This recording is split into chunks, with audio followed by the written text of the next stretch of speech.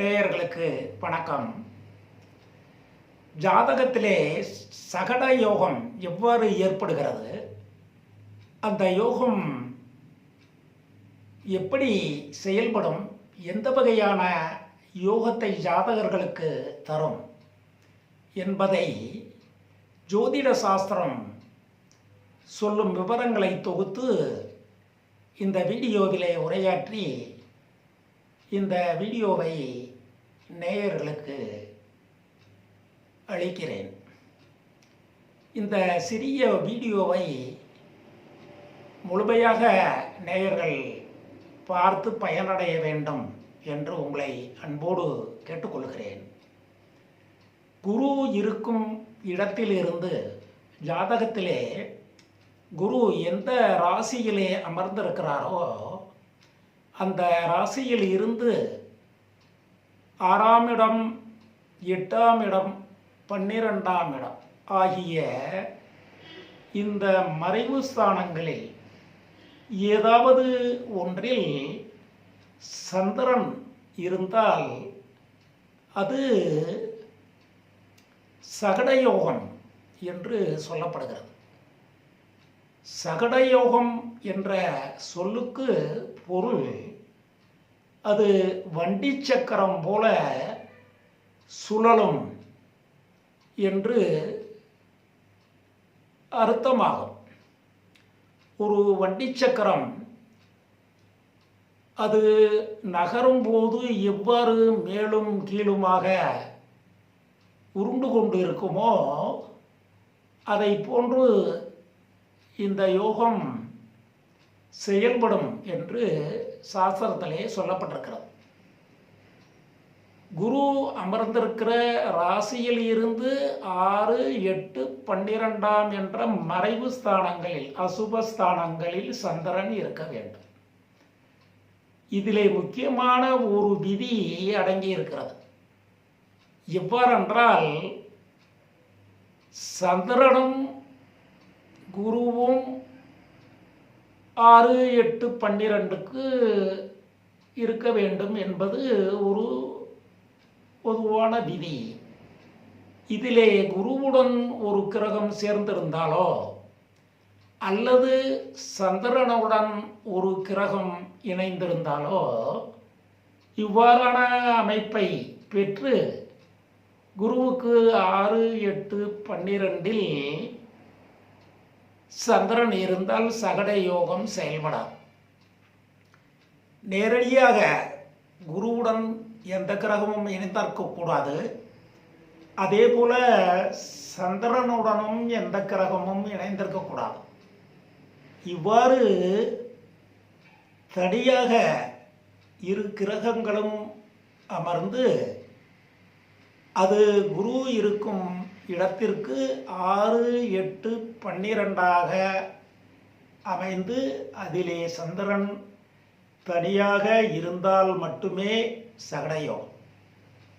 எனவே எந்த யோகமுமே, உதாரணமாக சந்திரனுக்கு கேந்திரத்திலே குரு இருப்பது கஜகேசரி யோகம் என்று சொல்லப்பட்டிருக்கிறது. அது மிக உன்னதமான ஒரு யோகம். அந்த யோகத்திற்கு சந்திரனும் தனியாக இருக்க வேண்டும், குருவும் தனியாக இருக்க வேண்டும். வேறு எந்த கிரகமும் சந்திரனோடோ குருவோடோ இணைந்திருந்தால் அது யோகமாக செயல்படாது என்று ஒரு பொருள். இதை உதாரணத்துக்காகத்தான் சொன்னேன். எந்த யோகமாக இருந்தாலும் அந்த யோகம் தரும் கிரகங்கள் அந்த யோகம் தரும் கிரகத்தோடு பார்ப்பது, இணைவது என்பது அந்த இருவருக்கு மட்டுமே இருக்க வேண்டும். இந்த சகட யோகம் பல சந்தேகங்களை கிளப்பி உள்ளதால் இதை நான் உங்களுக்கு தெளிவுபடுத்த விரும்பித்தான் இந்த வீடியோவை வெளியிடுகிறேன். குருவுக்கு 6, 8, 12இல் சந்திரன் இருந்தால் சகடயோகம். சகடயோகம் என்பது சக்கரம் போல் சுழன்று வாழ்க்கையை சில நேரம் மேன்மையான நிலைக்கும், அதே நேரத்தில் அந்த வாழ்க்கையை தரைமட்டத்துக்கு கீழான நிலைக்கும் கொண்டு வரும் ஒரு யோகம். ஒரு ஜாதகன் திடீரென்று உயர்ந்து மிகப்பெரிய செல்வந்தனாக திகழ முடியும். அதே நேரத்தில் ஒரு குறிப்பிட்ட கால அளவில் அந்த கிரகங்களுடைய தசாபத்தி ஏற்படும் நேரங்களிலே நடக்கும் கிரக சுழற்சிகளின் அடிப்படையிலே அந்த செல்வந்தனான ஜாதகன் அவ்வளவு செல்வத்தையும் ஏதாவது ஒரு சூழ்நிலையிலே இழந்து தரமட்டமாக ஒரு மிகப்பெரிய ஏழையாக மாறக்கூடும் என்பதுதான் இந்த சகட யோகத்தினுடைய பலன்.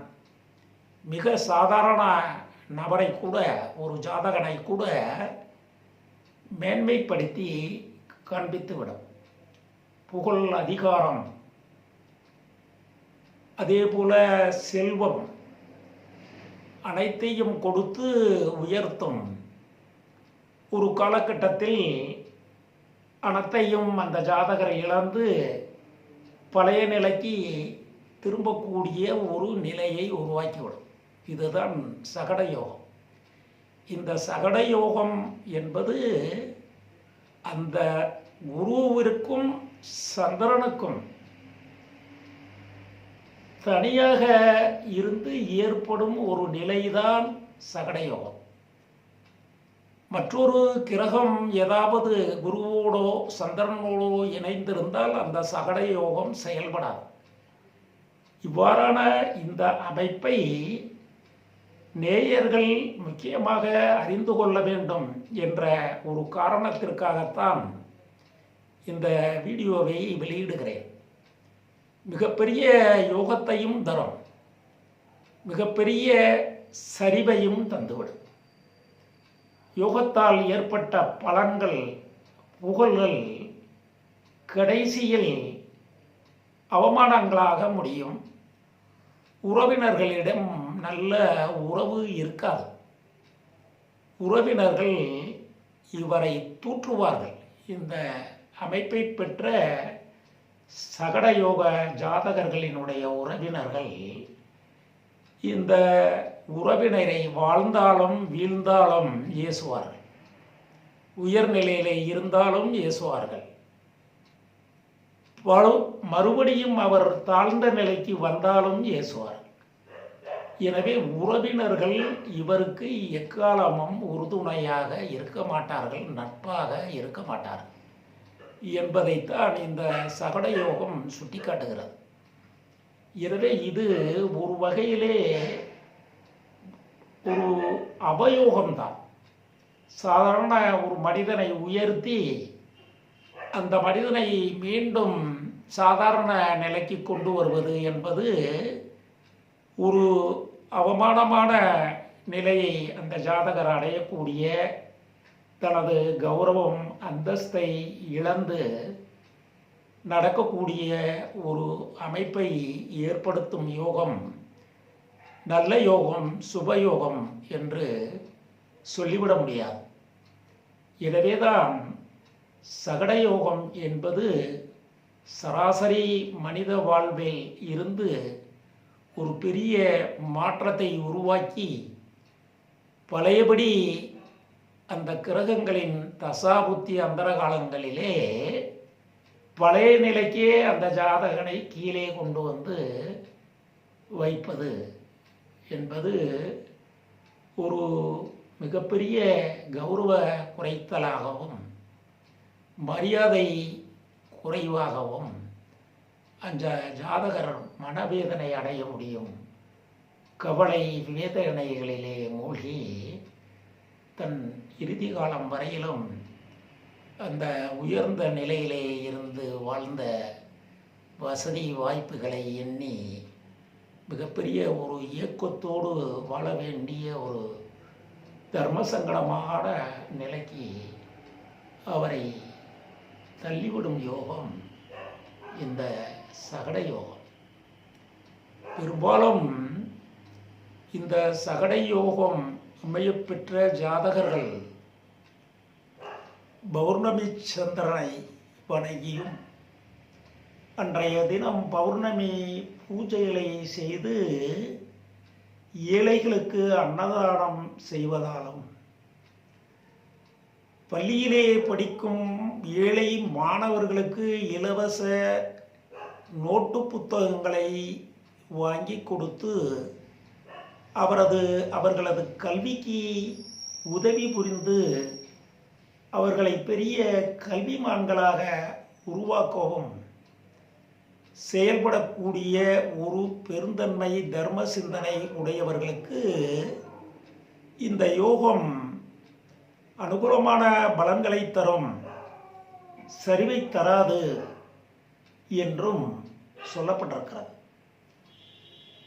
ஓடியிட்ட பிச்சையும் உவந்து செய்த தர்மமும் சாடிவிட்ட புரவி போல் தர்மம் வந்து நிற்குமே என்று சிவவாக்கியர் தனது சிவவாக்கியம் என்ற நூலிலே பாடியிருக்கிறார். நாம் செய்யக்கூடிய தர்மமானது எந்த பிரதிபலிப்பையும் எதிர்பாராமல், புகழையும் எதிர்பாராமல் செய்யப்பட வேண்டும். ஓடி செய்ய வேண்டும், உவந்து தர்மத்தை செய்ய வேண்டும்.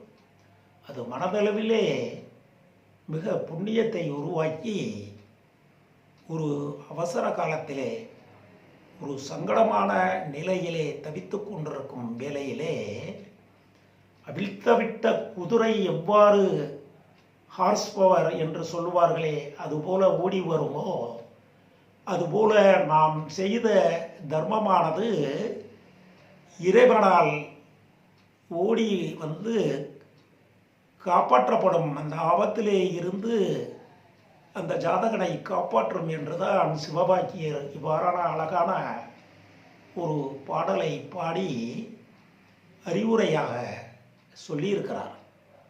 எனவேதான் இவ்வாறான சகட யோகம் அமைப்பை பெற்ற ஜாதகர்கள் மிக அதிகமான தர்ம சிந்தனை உடையவர்களாகவும் ஆன்மீக பற்று உடையவர்களாகவும் விளங்குவார்களே. ஆனால் இந்த ஜகடயோகத்தினுடைய துர்ப்பலன்கள் அவர்களை அண்டாது. அவர்கள் நிரந்தரமான சரிவை அவர்கள் சந்திக்க முடியாது. அவர்கள் பெய்த உயர்நிலையை தக்க வைத்து கொள்ள முடியும். அவர்களுடைய புகழ் அவர்கள் மறையும் மறைந்த பிறகும் நிலைத்து நிற்கும் என்பதை வாசகராகிய நேயர்களுக்கு நான் தெரிவித்து, எனது வீடியோவை காணும் அன்பான நேயர்கள் எனக்கு சப்ஸ்கிரைப் செய்து ஆதரவு தர வேண்டும் என்றும், எனது முந்தைய வீடியோக்களிலே நான் வெளியிட்டிருக்கின்ற ஜோதிட கருத்துக்களையும் ஜோதிட விதிமுறைகளையும் ரூல்ஸ் அவைகளையும் நீங்கள் பார்த்து ஜோதிட நுட்பங்களையும் விதிமுறைகளையும் அறிய வேண்டும் என்று உங்களை அன்போடு கேட்டு, உங்கள் அனைவருக்கும் வாழ்க வளர்க வளம் பெறுக என்று எனது வாழ்த்துக்களை தெரிவித்து என் வணக்கத்தையும் உங்களுக்கு கூறி விடைபெறுகிறேன். நன்றி, வணக்கம்.